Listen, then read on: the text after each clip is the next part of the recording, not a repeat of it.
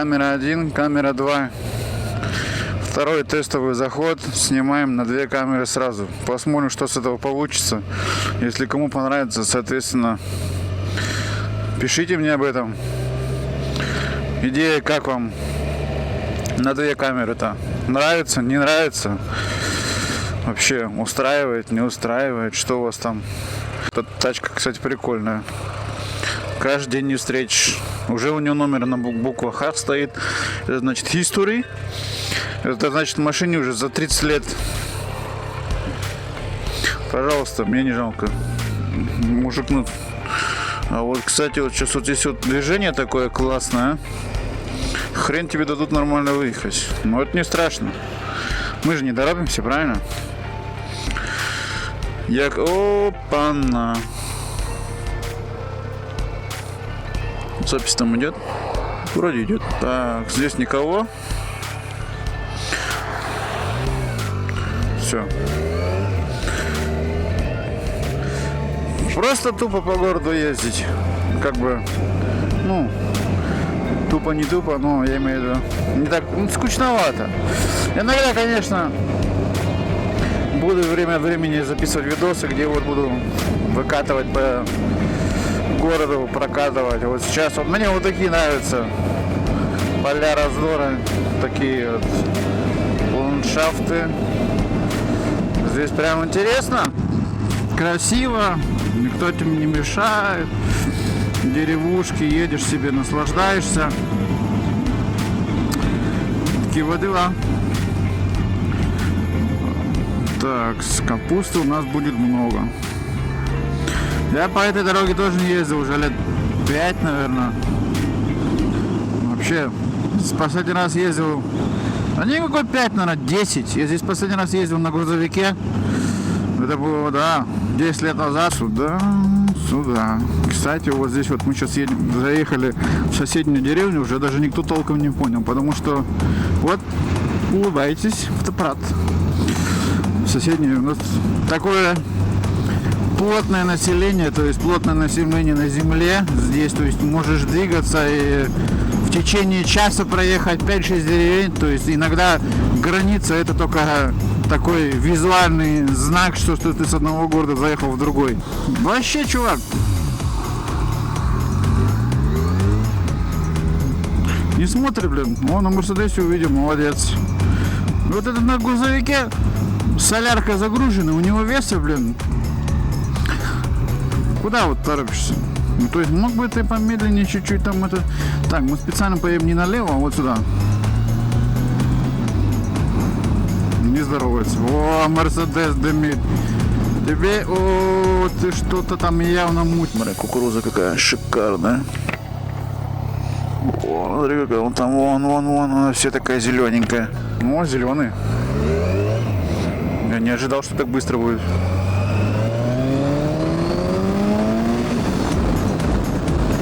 Да, разгон до сотни.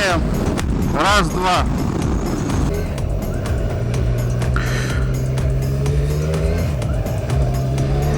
Кстати, вот фишка на этом мотоцикле я недавно заметил, ну как недавно, как вот пару месяцев, как у меня на учете был, точнее год назад, я заметил, это было вообще круто.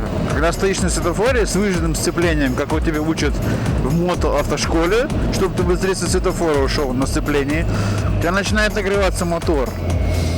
Когда ты стоишь на нейтралке, не с пружинным сцеплением, просто стоишь на нейтральной скорости, у тебя в это же время работает вентилятор, чтобы ты на месте не перегрел мотоцикл.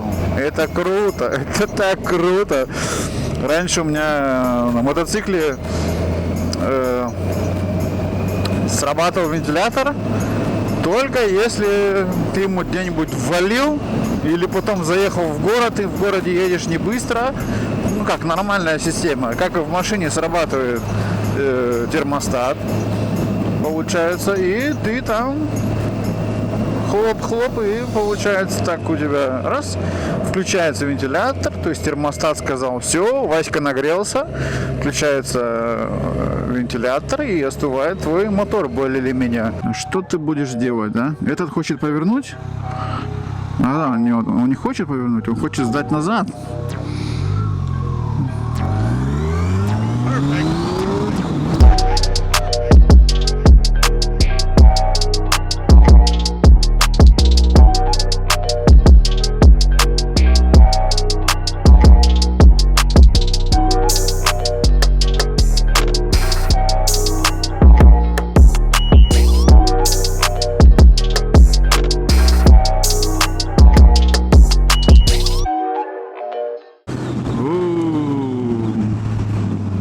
Это поворачивает куда? Туда. Вот опять кукуруза, пожалуйста. И вот так постоянно едешь. Или кукуруза, или пшеница, или капуста какая-нибудь. Короче, кроликов разводят, будь здоров. Так. Да. Вот такие вот колечки, вот так хоп. Очень прикольно, кстати, вот кольцо так раз-раз, лучше, чем какие-то светофоры. Будешь стоять там, тухнуть.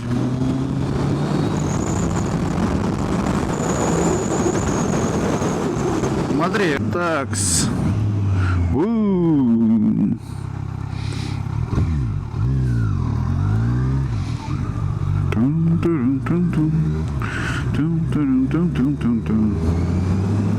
Вот такие колечки. Хоба!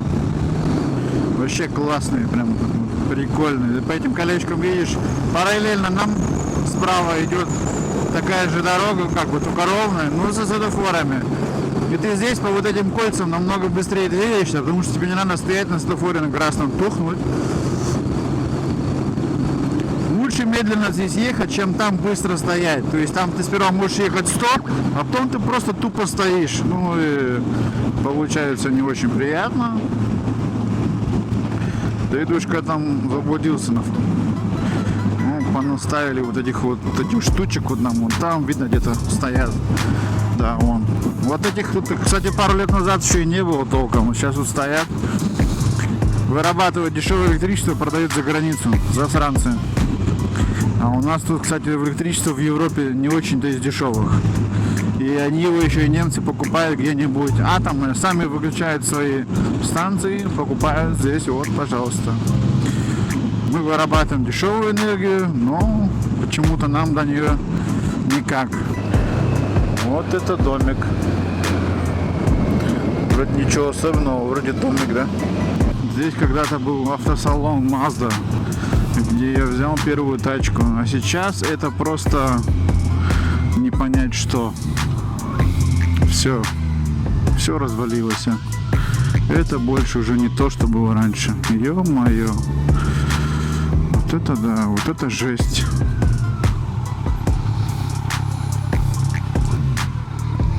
Да, вот это мы приехали. Здесь было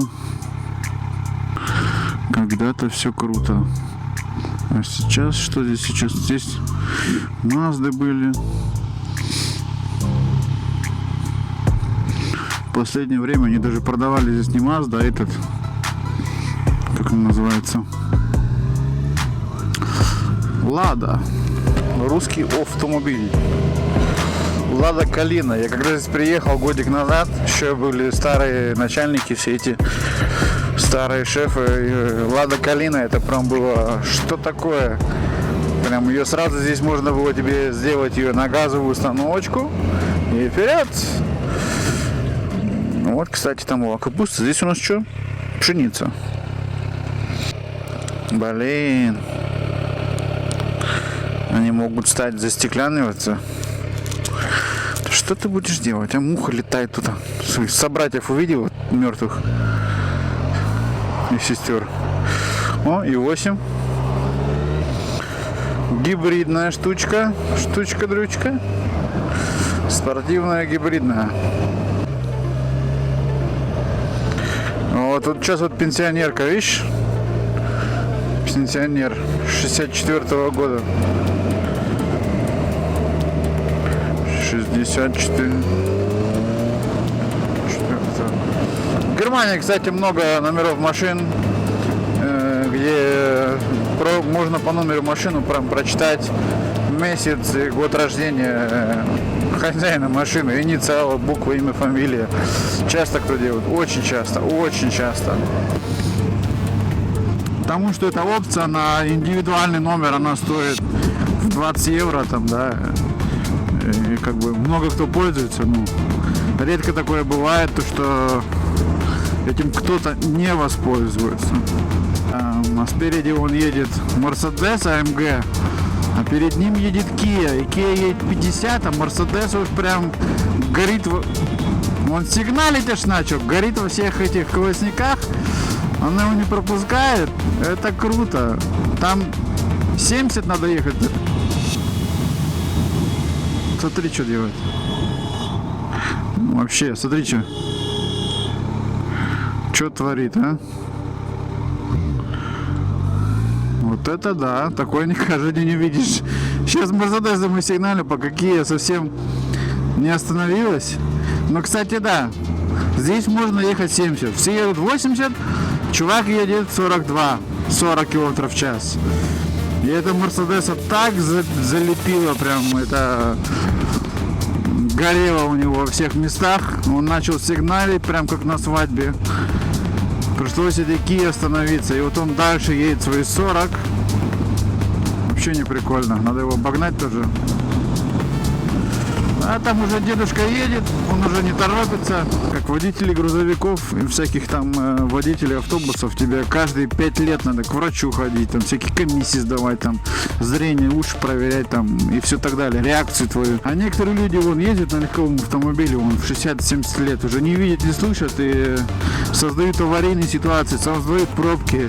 И нет бы самим сходить бы там к глазному, очки бы себе заказать, чтобы они видели лучше. Да ты что, я все вижу. Вот здесь, кстати, прикол. Ладно, на 5 минут заскочу. У меня времени много нету. На 5 минут я заеду. Здесь у чувака продается ламба. Да ладно.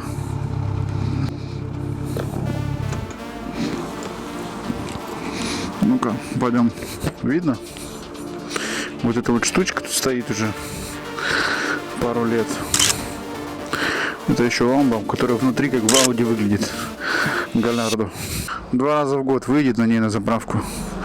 Там он и гелик стоит. Тут такие Мерседесы очень редко продавалось одно время. Сейчас цены даже нету. Мерседесы там такие старые, ужас. Вот он, 300-й. SEL. Вообще обалденный лимузин. Альфочка. Вообще редкая. Это еще такая прям купешечка прям, ух. SE Мерседес должен быть. Вот он SE. Тут раньше еще были S-классы, как в бригаде. Там еще сзади стоит Porsche Carrera. Ну, чувак такой коллекционер. Вон там у него сзади есть Мерседесы. 190E, 2.5 V6. AMG-шечные. А вон там еще сзади стоят. Блин, туда мне... Там вообще стоит SLK, блин, старая. С крыльями чайки.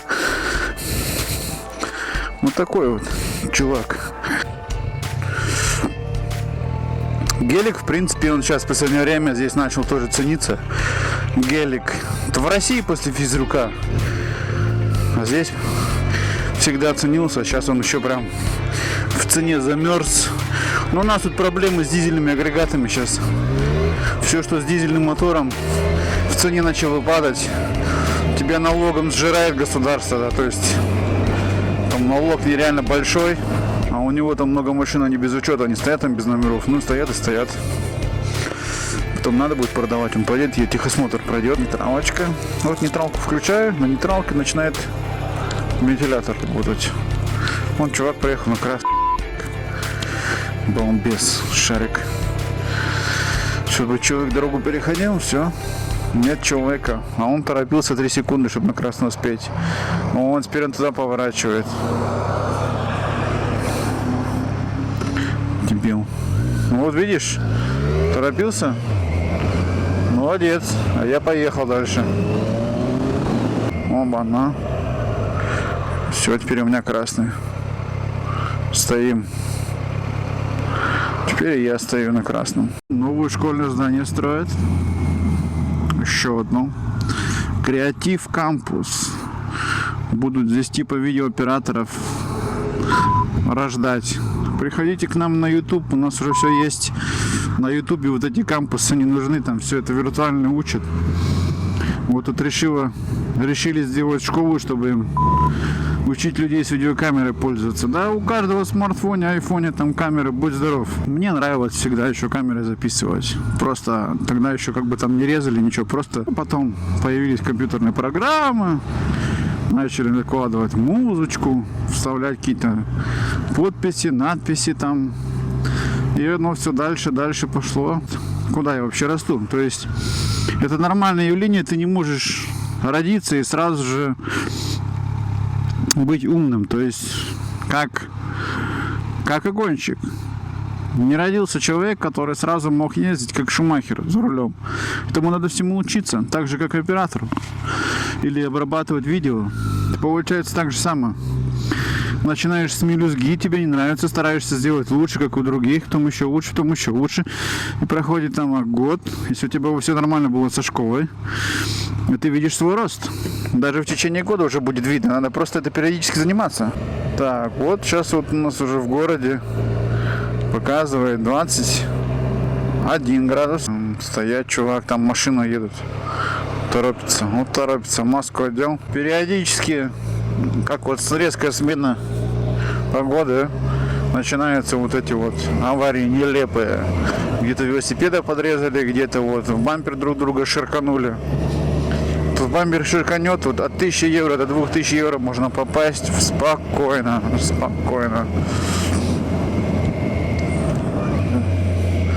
И потом из-за этих вот мелочей тебе страховки поднимают проценты. Неприятно очень. Тучка подошла сильнее. Но вот это вообще зачем? Же сказали, все же нормально будет. Зачем эта туча мне? Как вовремя, что мы приехали домой.